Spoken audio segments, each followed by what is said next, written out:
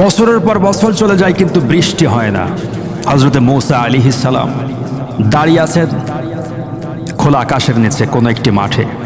হঠাৎ করে আওয়াজ শুনলেন, মেঘের মধ্য থেকে কে যেন বলছে যে ওই ব্যক্তির জমিতে বৃষ্টি বর্ষণ করো। হযরত মূসা আলাইহিস সালাম আশ্চর্য হয়ে গেলেন, মেঘের মধ্য থেকে একজন ব্যক্তির নাম ধরে বলা হচ্ছে সেই ব্যক্তির জমিতে পানি বর্ষণ করো, অর্থাৎ বৃষ্টি বর্ষণ করো।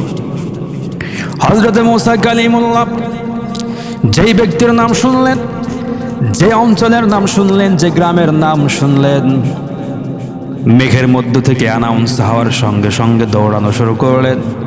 দৌড়াতে দৌড়াতে চলে গেলেন সেই জায়গায়। যাওয়ার পর, সেই মাঠের মধ্যে যাওয়ার পর দেখতে পেলেন ড্রেন হয়ে পানি আসে, একজন ব্যক্তির জমিতে যায়, আর সেই ব্যক্তি জমির মধ্যে দাঁড়িয়ে দাঁড়িয়ে চার আল সুন্দর করে বাদ দিচ্ছে যেন পানি জমির বাইরে চলে না যায়।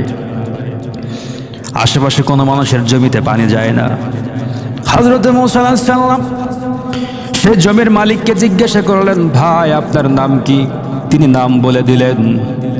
হযরত মূসা আলাইহিস সালাম বলেন, আল্লাহর কসম করে বলি, যে আল্লাহর হাতে আমার এবং তোমার প্রাণ, আমি আকাশের মধ্যে তোমার নাম আমি শুনেছিলাম। সুবহানাল্লাহ, তোমার নাম শুনেছিলাম। এটা মুসলিম শরীফের হাদিস। তোমার নাম আমি শুনেছি আকাশের মধ্যে, মেঘের মধ্যে।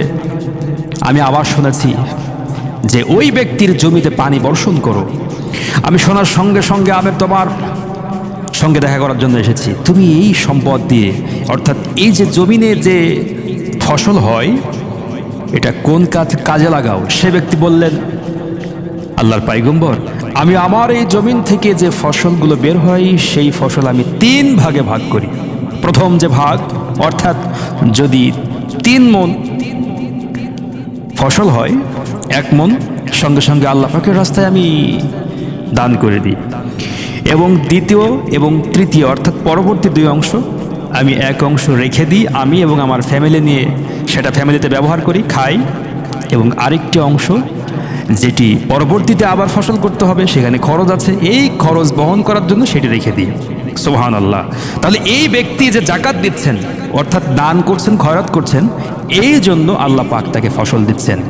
এই যে জমিনের মধ্যে অনাবৃষ্টি হয়, খরা হয়, যখন বৃষ্টির প্রয়োজন তখন বৃষ্টি হয় না, এবং যখন মাঝে মাঝে দেখা যায় প্রচণ্ড বর্ষণে, বন্যার কারণে সব কিছু একাকার হয়ে যায়, ফসলগুলো ক্ষতিগ্রস্ত হয়ে যায়। এই যে অনাবৃষ্টি, এগুলো আমাদের জন্য আল্লাহ পাক গজব হিসেবে দেন। তার কারণ আমরা তো ফল এবং ফসলের জাকাত দেই না। কয়জন ব্যক্তি আছে এই যে ধান, ভুট্টা, এইগুলোর শতভাগ সুন্দর করে জাকাত দেয়? হয়তোবা বিক্রি করেছে 100 মণ ভুট্টা, 1000-2000 টাকা মসজিদে দিয়ে দিল, তখন মনে মনে ভাবে যে আমি তো অনেক দান করলাম। কিছুই হবে না, কারণ জাকাতের টাকা মসজিদে দেওয়া যায় না। আপনাকে সম্পদের জাকাত, ফসলের জাকাত সঠিকভাবে সুবন্টনের মাধ্যমে এই নীতি আপনাকে মানতে হবে। এরপরে যে লিচু, মৌসুমে লিচু হয়, আম হয়, পেয়ারা হয়, কুল হয়, বরই যেগুলোকে বলা হয়, এইগুলোর জাকাত আপনাকে দিতে হবে। ফল এবং ফসলের জাকাত, যেহেতু এখন আম, লিচু, তারপর পেয়ারা, বরই, এগুলো তো আপনার সার দিতে হয়, সেচ দিতে হয়, স্প্রে করতে হয়। এজন্য আপনাকে 10% দিতে হবে না, আপনাকে দিতে হবে 5%। অর্থাৎ 100 যদি আম হয়, পেয়ারা হয়, লিচু হয়, তাহলে 100 থেকে আপনাকে কয়টা দিতে হবে? 5টা দিতে হবে। এই জাকাত যে যে খাতে দেওয়া যায় সেগুলোকে আপনাকে দিতে হবে।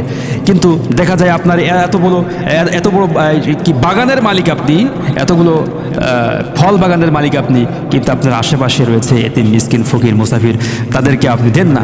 তাহলে এই সম্পদের মধ্যে কিন্তু আপনার তাদের অধিকার রয়েছে। অধিকার বঞ্চিত যদি আপনি মানুষকে করেন, তাহলে আপনার এই সম্পদগুলো সবগুলো হারাম হয়ে যাবে, ব্যবহার করা যাবে না। এবং এই সম্পদ ভক্ষণ করে যদি আপনি রোজা করেন, নামাজ পড়েন, এবং এই সম্পদ অর্জন করে আপনি জাকাত দিয়েছেন, এই সম্পদ মানে জাকাত দেননি আর কি, জাকাত দিলে তো হয়, মানে আপনি চলে গেছেন কোথায়? হজ করতে চলে গেছেন, হজ কবুল হবে না, নামাজ কবুল হবে না। এই জন্য সম্পদ সর্বপ্রথম আপনাকে কি করতে হবে? পবিত্র হতে হবে।